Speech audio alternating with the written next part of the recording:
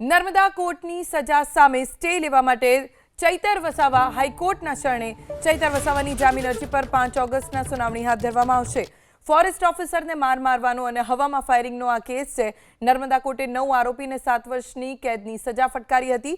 Chaitar વસાવાની appeal, જામીન અને નર્મદા કોર્ટના હુકમ પર સ્ટે માંગતી અરજી હાઈકોર્ટમાં ચૈતર વસાવાની અરજી પર 5 ઓગસ્ટે સુનાવણી હાથ ધરવામાં આવશે।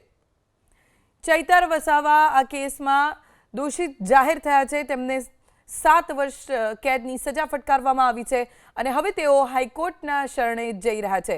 5 ઓગસ્ટે આ મામલે સુનાવણી હાથ ધરવામાં આવશે।